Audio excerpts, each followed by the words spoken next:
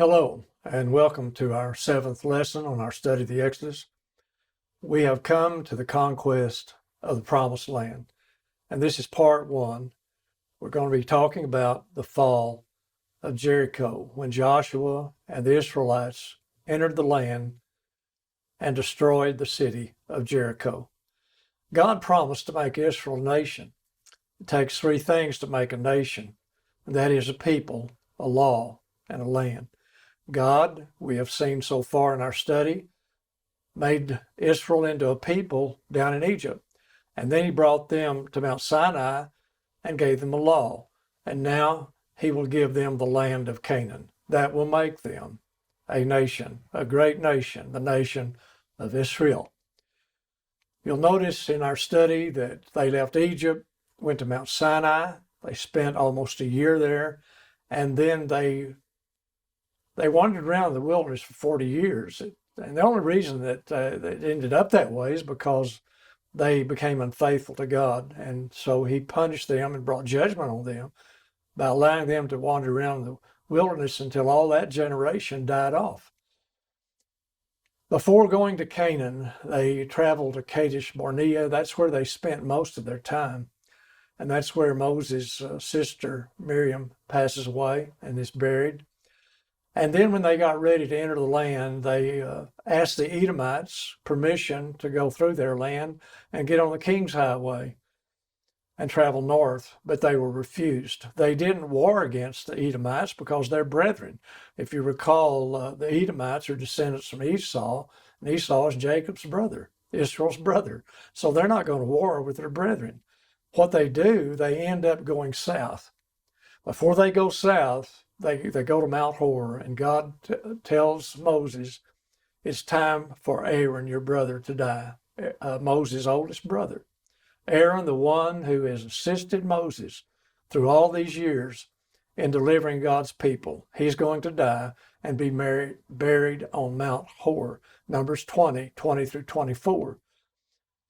In Numbers 20:22, the Israelite community came to this mountain near the border of Edom. That's close to Petra, a very historic place. And the Lord said to Moses, Aaron will be gathered to his people, and he will not enter the land I give the Israelites. And here you see a picture of Mount Hor. In Arabic, it's called Jabal Haran, and that means the mountain of Aaron. And on top of the mountain is a memorial in his honor, since he's buried there. And you see a photo of it in this shot. In Numbers 21:13, Israel turned aside and traveled a long distance south. They had to do so. They couldn't cross the mountain range. So they came all the way back down to the tip of the Gulf of Aqaba, Yamsuf, the sea at the end of the borderland. They came all the way to that area, and then they crossed over and went up through the wilderness of Edom and the wilderness of Moab in order to reach Canaan. And then they came in contact with the Amorites up in this area, and they had a battle. They requested the Amorites to let them pass through their land on the King's Highway and were refused. Israel put them to the sword, settled in their land across the Jordan from Jericho. Numbers 22 and verse 1. Now, before they do, Moses dies. He's 120 years old. He died, and God himself buried him on Mount Nebo. And there is a picture of the top of Mount Nebo and a memorial there as well, looking out over the beautiful land of Canaan, the land given to his people, Israel. Joshua is now the new leader. In Joshua 1:1, the Lord said to Joshua, get ready to cross the Jordan River into the land I'm about to give to you. They didn't seize it. They didn't win it. God said, I'm going to give you this land. I will never leave you, and I will never forsake you. Be strong, be courageous.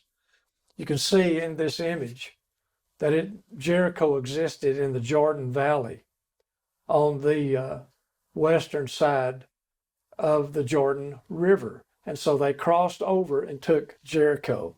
And then they will take and later take Hazor. Those are the three cities that we're going to consider in an archaeological study in this lesson and the next. The conquest of the Promised Land in 3 campaigns, and that is the Central Campaign, the Southern Campaign, and then the Northern Campaign.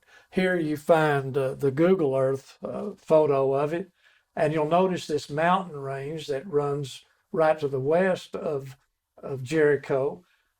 Jericho was just a small little fortress and wasn't that significant, but they had to take it in order to cross the mountains and then take the other city-states as they made a conquest in the land. Joshua leads the Israelites across the Jordan during flood stage, Joshua 3. This is a photo of the flood stage in 1940, and you can see how bigger and wider it is. But however, in Joshua's day, it would be much deeper and much wider even than that, and God led them across it, just as he led them across the Red Sea. In Joshua 4:21, after crossing the waters of the Jordan, they set up 12 stones representing the 12 tribes. God commanded them to do that. And he said, when your descendants ask what these stones mean, here's what you're to tell them. The Lord your God did to the Jordan just what he had done to the Red Sea when he dried it up until we had crossed over. That's to remind you of that, he said. He did this so that all the peoples of the earth might know that the hand of the Lord is powerful, and so that you might always fear the Lord your God. Well, the people in the land are already trembling because they know the Israelites are coming. They are scared to death, and rightfully so. They know the story. They know the story about God parting the waters of the Red Sea. This is 40 years later, and they're still talking about it, and they're still fearful because of it. In Joshua 6:1, Jericho was tightly shut up because of the Israelites. No one went out, no one came in. Then the Lord said to Joshua, march around the city once with all the armed men. Do this for 6 days. And then he says, on the 7th day, march around the city 7 times with the priests blowing the trumpets. Joshua 6:4 and 5. When you hear them sound a long blast on the trumpets, have all the people give a loud shout. Then the wall of the city will collapse, and the people will go up, and every man straight in. They're going to have to go straight in to a 2-walled city, a very brilliantly designed fortress. Jericho is described as a strong, fortified city with walls and a gate built on a hill so that any attackers had to go up in order to take it. Those walls have been uncovered, excavated by the Germans on these dates, excavated by the British on these dates, excavated by Kathleen Kenyon in 1952 through 1958, excavated by the Italians and the Palestinians in 1997. And there you see Tel Jericho. Tel is an archaeological term, and it means mound or hill. And you'll notice where they have been digging. You'll notice the excavation work. And right here in this area is where Kathleen Kenyon did a lot of her work in the 50s. There is a Tel that has not yet been excavated. That's where a number of civilizations have lived.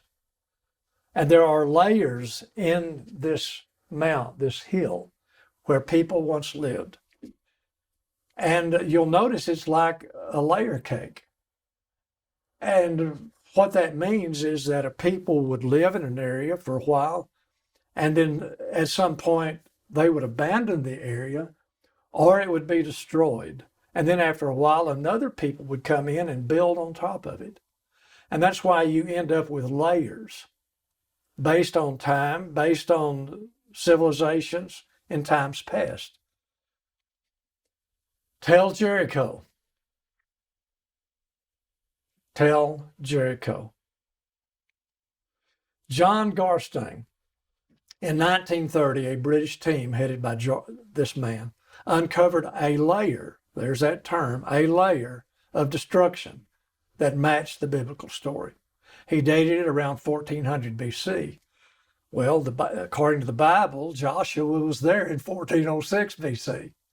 So everything that he found there, the pottery, the weapons, everything that was left there at this particular layer of destruction, it matched the biblical story because it was at the time of Joshua.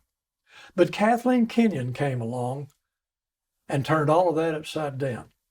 Things took a dramatic turn when Mrs. Kenyon dug at Jericho in the 50s. She dated the destruction at 1550, 150 years prior to Joshua. And she claimed that it was destroyed by the Egyptians, although there's no proof of that. There's no proof whatsoever that the Egyptians were ever in this area in 1550, hundreds of years before Joshua. Kenyon said, therefore, in Joshua's day, there were no walls to conquer at Jericho because he came along 150 years after they were already destroyed. Now, she didn't deny that the walls were destroyed. She's the one who uncovered them. But what she denies is that Joshua is the one who did the conquering. A wave of skepticism, therefore, swept across the field of archaeology. It appeared that Kenyon's discoveries at Jericho had undermined the entire Exodus story. If Jericho in Joshua's day is a piece of fiction, then the entire Exodus story is a piece of fiction. Here is a statement made by John McCarthy on the Conquest. Notice this statement. The fact that the archaeological evidence at Jericho and other sites mentioned in the Bible refutes the conquest story came as a shock. Archaeologist after archaeologist told me that not only was there no conquest of Canaan by Joshua and the children of Israel, but that the Israelites were in fact Canaanites. In other words, they were just indigenous people. They grew up in the land and took over the land. They didn't come from the outside and conquer the land. That's what's taught our young people. It's what's in our history books. If the Israelites were simply Canaanites, never came out of Egypt, the whole biblical story collapses. Kathleen Kenyon's dating has been accepted by archaeologists and followed to this very day. And it's taught in our colleges and our universities. It's in our history books. That's what's taught our young people when they enter these secular schools. And so everything goes back to Jericho. That's why this study is so important. If we don't know where academia is attacking the credibility of the Bible, we're not going to know where and how to make a defense for the Bible. I just said that. Philippians 1, verse 16. Knowing that I am put here for the defense of the gospel. Who said that? Paul did in his letter to the Philippians. We need to make a defense for the gospel. Are leaders in churches today responsible for making a defense for the gospel and for the biblical story? Elders and preachers and teachers, that's our mission. We must be ready and prepared to make a defense. And in order to do that, again, we've got to know where mainline scholars are attacking the Bible and then make our defense. Here's what Dr. Bryant Wood, an archaeologist, had to say. You have to look at the evidence. And you have to come up not what is based on skeptical authority figures are saying. He says, follow the evidence, follow the science, look at the data, do your own interpretation. Don't let somebody else do it for you. Follow what you see. Bryant Wood and other archaeologists have exposed Kathleen Kenyon's analysis to be incorrect. Kenyon didn't analyze the Canaanite pottery she unearthed. She didn't even record it. And she judged the date on the pottery. She didn't judge the date on the pottery, and nothing was ever recorded. That's the statement that we need to understand. Now, Bryant Wood analyzed it. He's a very well-known archaeologist. And he spent a great amount of time analyzing it, just as John Garstang did. And here's what he concluded, that it was in use during the Middle Bronze Age around 1400 BC, the time of Joshua. Kathleen Kenyon was incorrect on her dating of the pottery at the time that the walls collapsed. She was 150 years off. 150 years off on her dates. The correct date for the pottery, again, is around 1400. Therefore, the destroyed walls and the burned city she uncovered occurred in 1406 BC, the exact time of the conquest. Now we learned that John Garstang was correct in 1930 when he made that analysis. And so the Israelites are not indigenous people. They did not grow up in the land, and they did not take control of the land from within. They took control of the land from without after the Exodus occurred. They are not an inside people. What was uncovered by these excavations, starting as far back as the early 1900s? Here's what was uncovered. Number one, a fortified city with brilliantly designed walls, a city with walls that fell beneath themselves. When the Bible says that the walls collapsed, the Hebrew term means that they fell beneath themselves. They just crumbled and fell down the mount. A city that was severely burned with fire, that's what was discovered. A city with a northern gate and houses attached between walls, that's what was found. Does that sound like the Bible to you? Does that sound like Joshua conquering Jericho to you? And here is a remake of the city of Jericho. Those walls around the ancient city of Jericho were 25 feet high and 10 foot thick. There were two walls. And this upper wall is a wall of mud brick, again standing 25 feet in the air. And down here is a retainment wall, which is a stone wall. And in between is a rampart, a 35-degree rampart that was covered with plaster. It'd be very difficult to conquer that city, wouldn't it, with those kind of walls? Here is Bryant Wood standing on top of the retaining wall, part of the retaining. This has all been uncovered. That's not the upper wall that you're looking at. That's the stone wall that is the retainment wall, the lower wall. We notice in this photo a modern reservoir. That reservoir existed in Joshua's day. It still exists today. And it ran inside of the city. And so the people who fortified that city had water at all times. Today, the modern city of Jericho has about 20,000 people. And it's called the oldest city in the world. It is an oasis because there's water there. And you'll notice that this fountain is called the oldest city in the world. How were the Israelites able to go straight in? How were they able to go straight in? Because this upper wall collapsed and fell and covered this entire rampart area in, came right over the top of the retainment wall, the stone wall, and made a ramp all the way down. It all became level in there. And that's what was discovered. Here you see a photo of it. You see in this photo, please look at it. Here is the retainment wall. That's what's there today, the retainment wall. And right up here, about 30 feet, you can only see the foundation of the upper wall that collapsed. And when it collapsed, again, it filled in all of this area, came right down over the retainment wall, and it made a ramp very smoothly all the way through. That's how the Israelites were able to go straight in, as God told them to do. Here's another shot of it, where all of this in this area was uncovered. Before they did the excavation, all of this was just smooth. But when they began to dig down, this is what they found. Here you find a record. This was done by Kathleen Kenyon. Here's what Kathleen Kenyon uncovered, and in her records, here's the way she pictured it. Notice the collapsed city wall she put in her record. She puts down here the plastered slope, the ramp, and down here the stone retainment wall. And then notice right here, look at this. This is what's important. the fallen bricks from the city wall, the bricks up here in this wall that fell all the way down in and was covered up in this area. All right, do you want to see a photo of that? There it is. There it is. There's a retainment wall. There is all of the mud and all of the bricks that fell.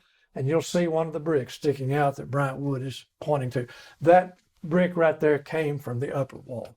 You see the ramp that God's people went up and went straight in. Evidence for the destruction of Jericho. And the destruction was complete. The walls and the floors were blackened by fire. Every room was filled with fallen bricks, timbers, and household utensils. Rahab's house was evidently located on the northern side of the city, and it was spared. And we remember why it was spared. She hid the spies, the Israelite spies that came in to spy out the city before they destroyed it.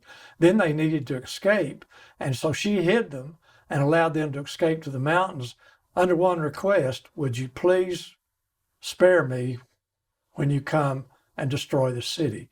And they made a promise: if you'll put out a scarlet handkerchief, you'll be spared. And God honored that request.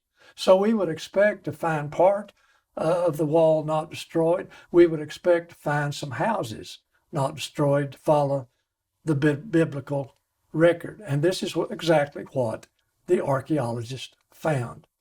In this area, in the northern, we're looking north to south, is the northern gate, and the houses where Rahab lived were right here in this area. And there you're looking at them. The wall is still there. The houses are still there because Rahab was spared. God honored her request.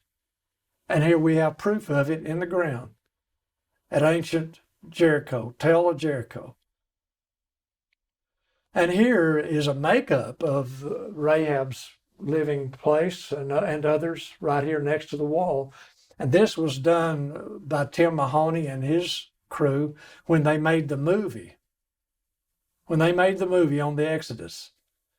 You can see this in the Patterns of Evidence. And I want to encourage you to go online, go to Patterns of Evidence, because you'll find so much rich material there by different researchers and different historians and Egyptologists like David Roll and Glenn Fritz and Tim Mahoney himself. Please do that.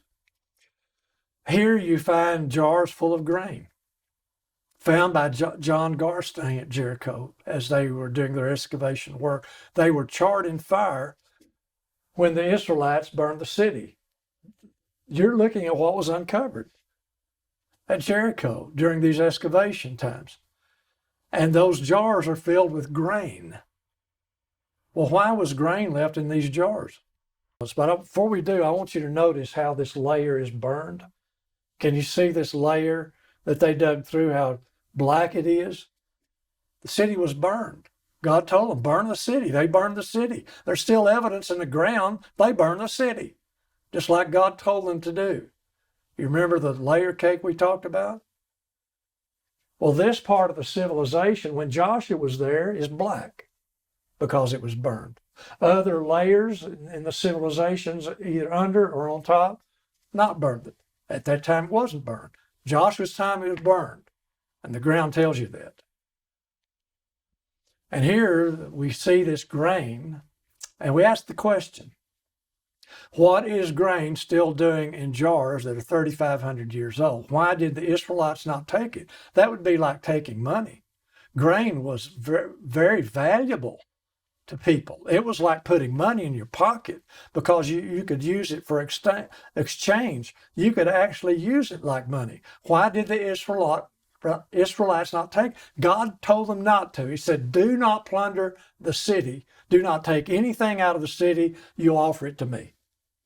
You offer it to me. That's what God told them to do. That's why that grain is still there, because it's harvest time.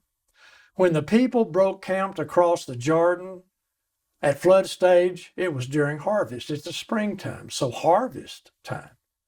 They have gathered the grain, Joshua 3:15.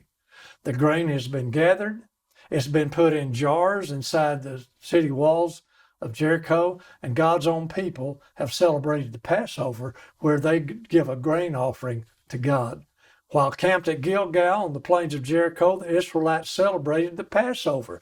To celebrate the Passover, they also at the same time gave a grain offering to the Lord, but they did not offer the grain inside the walls of Jericho, and that's why you find it still there in the ground. Joshua 5 and verse 10. The Israelite nation was to eat the Passover meal for generations to come, Exodus 13, 5 through 10. And the meal consisted of an unblemished lamb, bitter herbs, and unleavened bread. All of that represents a number of things, which is a rich study. But in Exodus 13:9, one of the things that it was a sign of is this observance will be a reminder that the law of the Lord is to be on your lips. For the Lord brought you out of Egypt with his mighty hand. Jews are still celebrating the Passover today. We celebrate our deliverance under Jesus through the Lord's Supper.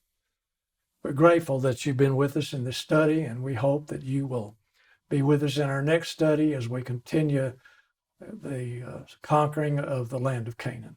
Come back and be with us. Thank you.